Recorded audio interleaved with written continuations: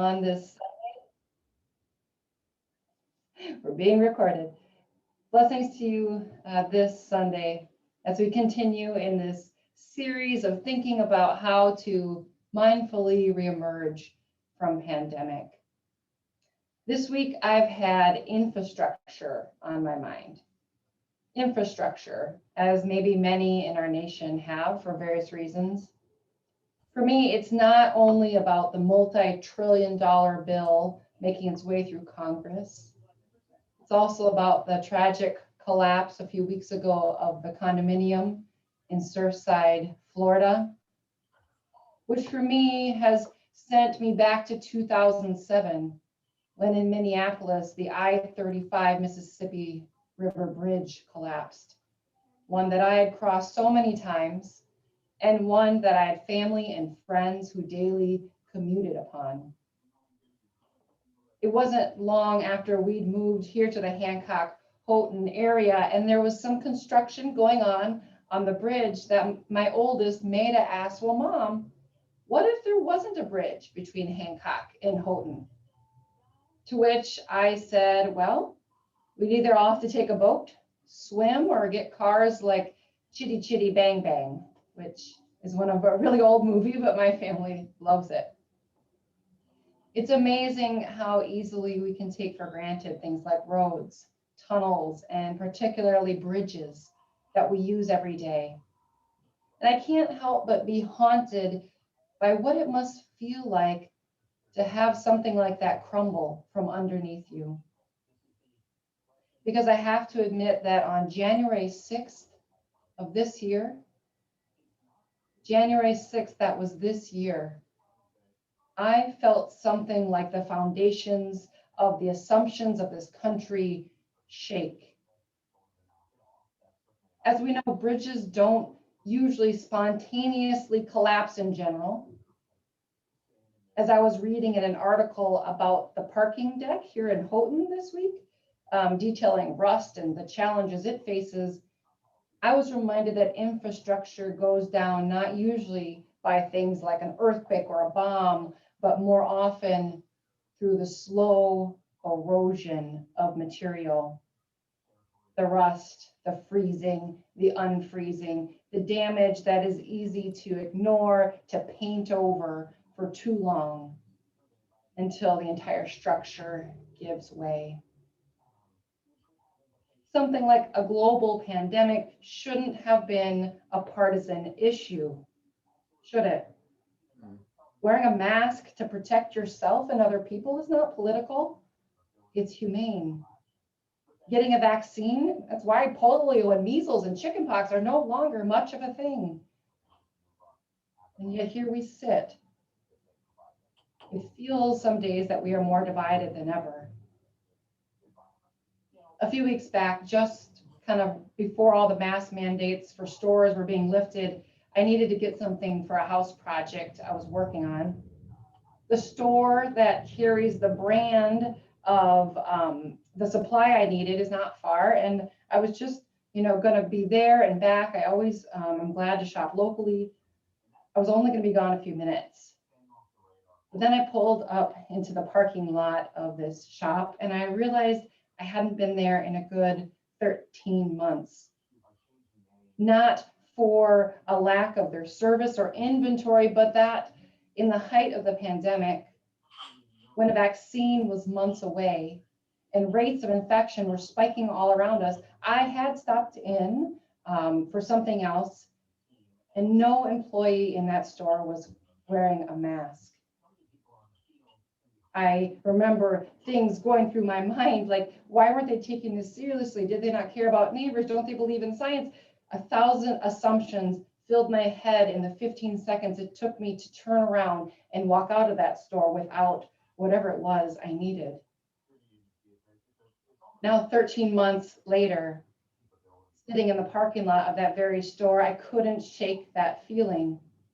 I wanted to go in, I needed that supply, I wanted to buy local, I wanted to support the business, but I couldn't make myself go in.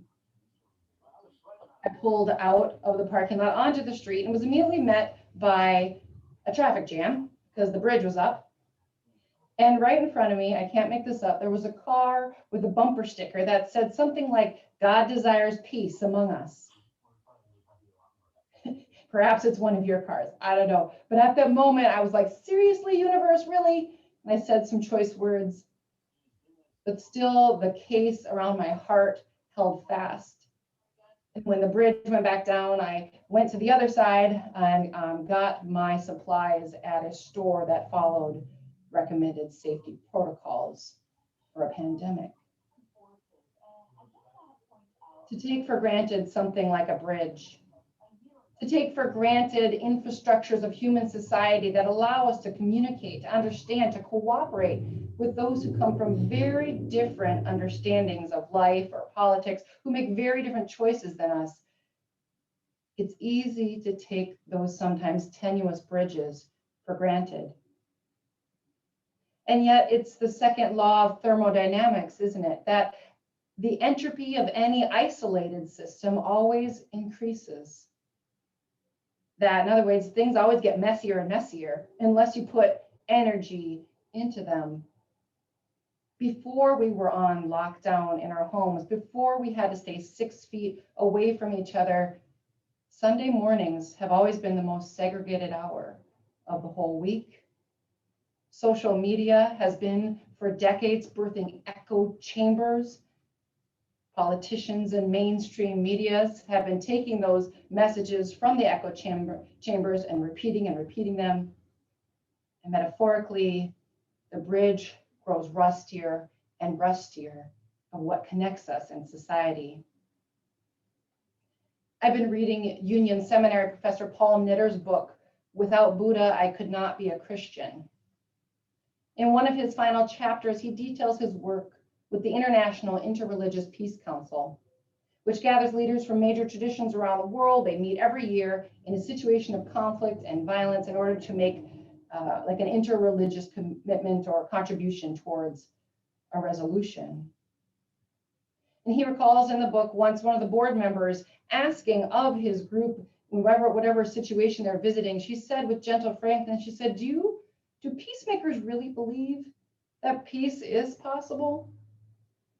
Do they really believe that we humans can reach a point in our history where we will resolve our conflicts no longer through violence and bloodshed, but through conversation and compromise? Do we really believe peace is possible? The pandemic has perhaps made some of us wonder this even longer or louder in the months of late. Continuing in the book, Knitter wonders whether we who would make any efforts toward peace on a local or international level, maybe we're a bit like Sisyphus. Remember that story of Sisyphus in Greek legend? He was the one who rolled his stone up the hill, right? It's like the peacemakers, we roll and roll the boulder up the hill, maybe making a sigh of relief when we get to the top at whatever accomplishment we've made, only to see the boulder too soon roll down back the hill. And though life in the valley may have been smoother for a while, nothing seems to really change. Boulders keep rolling back and crushing people. Do we really believe peace is possible with that guy, with that woman, who may or may not have had taken the pandemic in the same way that you did, who even before this, you may have had major disagreements with? Is peace possible? Is community possible? You know who those people might be for you. It's different for each one of us. The person who it is hardest for you to perhaps see eye to eye with, they might be a part of your extended family. You might find you pulling up behind their vehicles as you're getting takeout somewhere in town. You might hear them battling the very thing you're trying to pass at a school board meeting or some other city meeting. Peace, reconciliation with them. Is it possible? Is peace possible? The Christ follower in me stubbornly holds on to the call and hope towards peace. One, because in this vision that Jesus of Nazareth had that introduced the idea of the reign of God or the kingdom of God, where it was a vision that we could create a society where the last are first, where the oppressed are lifted up, where power structures are turned on their end for the better. And again, for the Christian in me, because of forgiveness and how Jesus demonstrates that in his own person, opening up this possibility and potentialities, not just for the divine, but for all humans to do this act of forgiveness as a verb, something you process and continually practice. I stubbornly hold on to hope towards peace also because I hear from my Jewish brothers and sisters the call towards tikkun olam, right? To repair a broken world. To be the one who looks for those cracks in society, to watch out for the widow, the orphan, the alien in our land, as it says in the Hebrew prophets. I hold on to hope for peace because of humanitarians of every stripe. I hear them professing basically the golden rule that we as a society ought to do unto others as we would have done to us. And that means not just individual actions, but policy decisions. When I call to mind images from that almost insurrection on January 6th, when the fear of the event and what it could have been meant subsides, then I can look at not just the mass of people, but I begin to zoom in on each individual face in that crowd. Part of me wants to judge and to judge harshly. But then from my own tradition, I hear a baptismal declaration that all humans are children of God, children of somebody, somebody's daughter, somebody's son. And I hear with my Buddhist friends a call towards empathy and compassion, to remember that hurt people sometimes hurt people. Hurt people hurt people. And in the faces of those at the Capitol, I see anger, but I also might see what is lying beneath, and that is pain. And then the question I had wanted to shout at them, "What's the matter with you?" transforms into the title of Oprah's newest book. What happened to you? What happened to you? In my faith life and as a theologian, I have tried sometimes to get inside the mind of God, which I understand is totally ridiculous and impossible, but I do it with scripture as a guide and experience in the lives of other faith people. So one evening when I was working as a camp counselor in rural Minnesota, my campers had all gone to bed. They were teenagers. They were asleep in their bunks.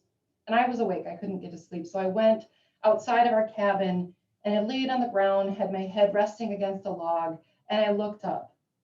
And the stars were just brilliant that night. And I imagined sitting there that I was not only looking up at God or the divine, but that the divine was looking back at me. But then instead of awe or inspiration, in that moment, I felt something else and something totally unexpected.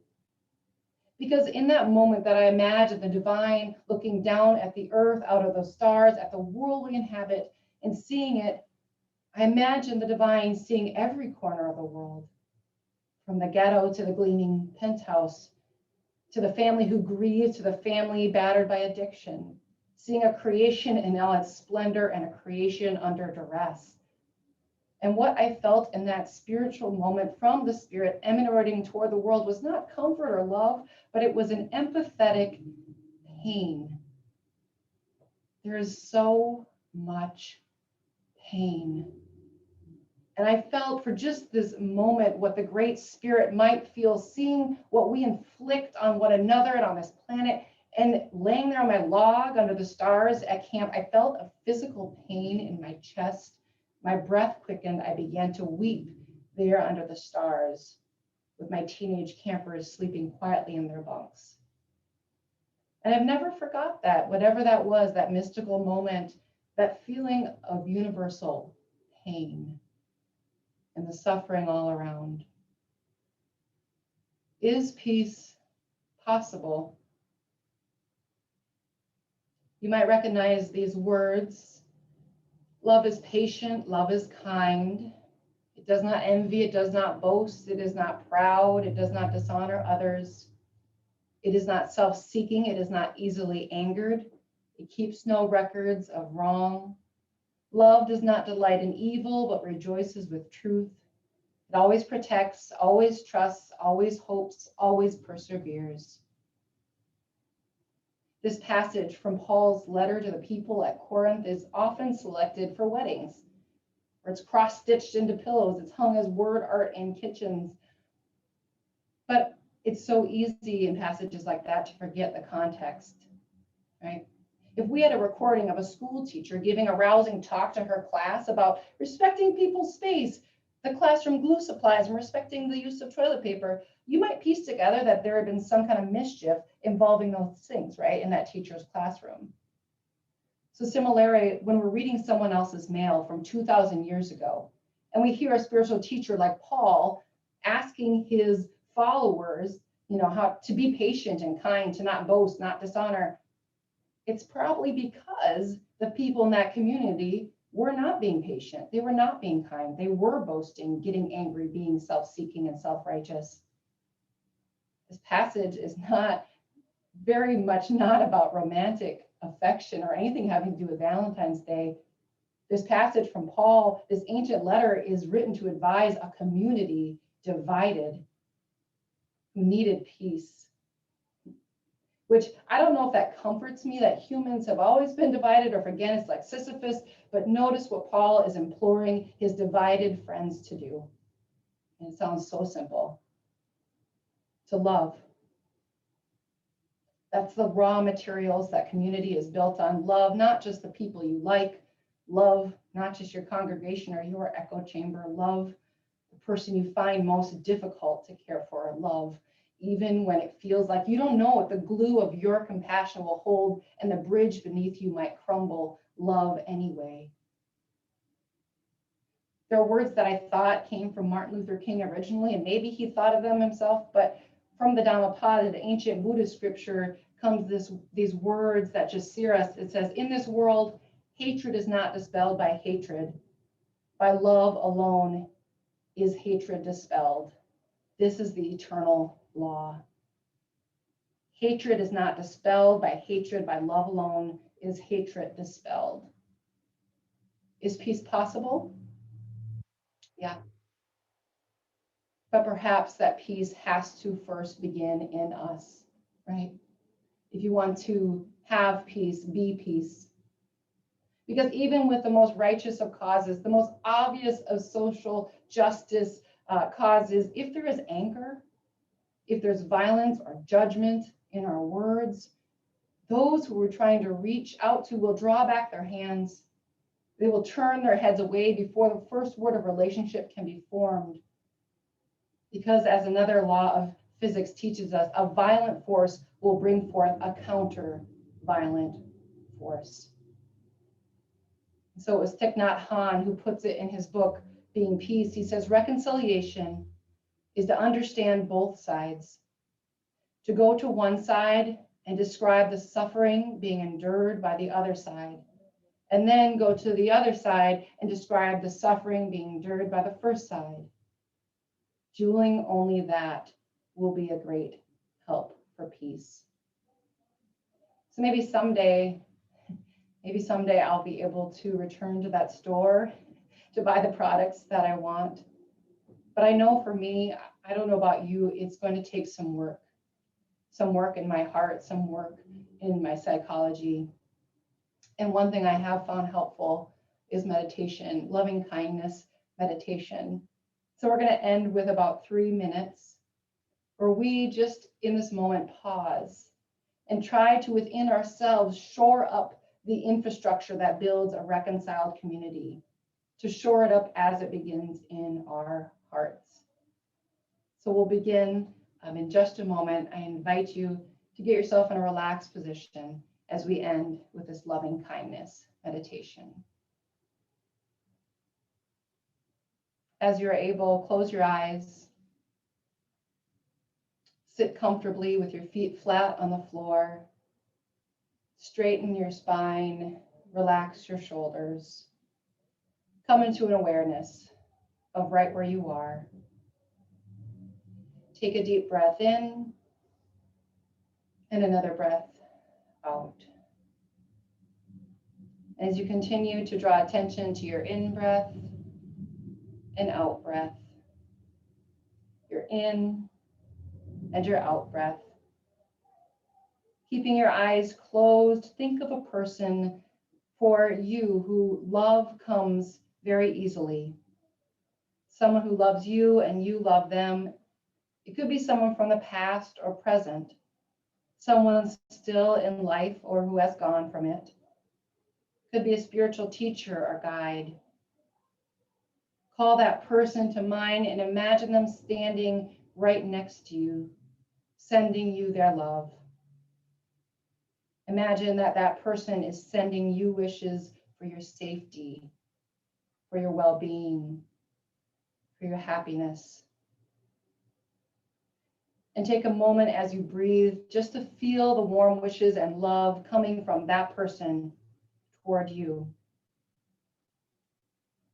Now bring to mind another person or the same person, another person who also cherishes you deeply.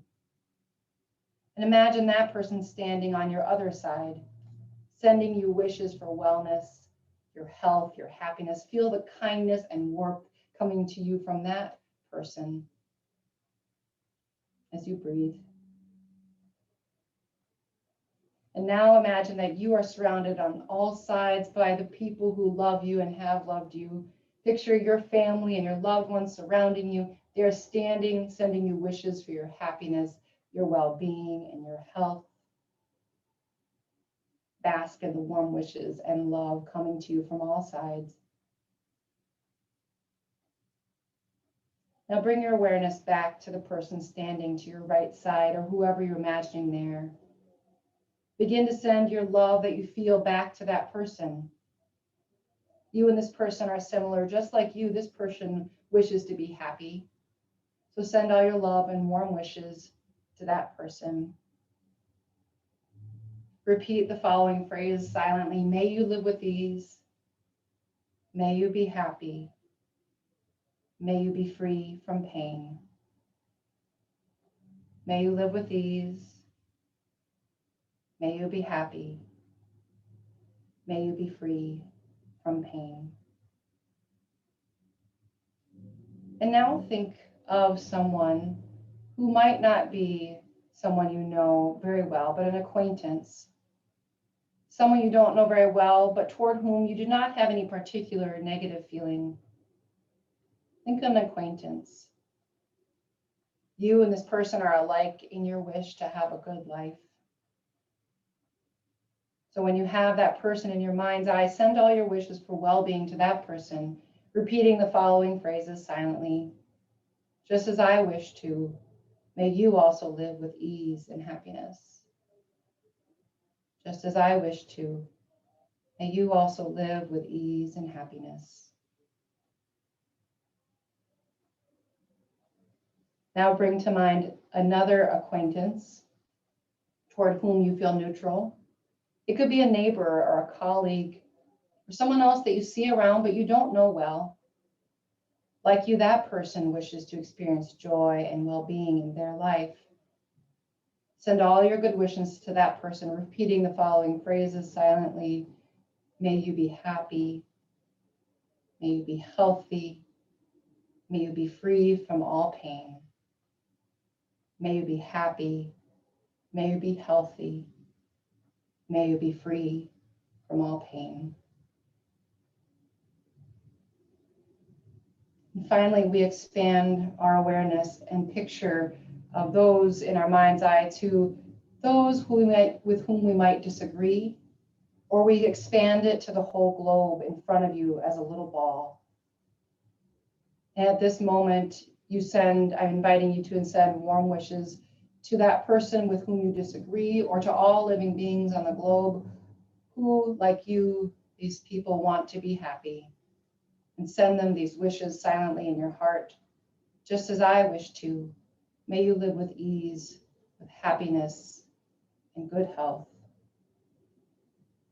Just as I wish to, May you live with ease, with happiness, and good health. Just as I wish to, may you live with ease, with happiness, and good health. And now take a deep breath in and breathe out. One more deep breath and let it go. I invite you to notice the state of your mind, how you feel after this meditation. When you're ready, you may open your eyes.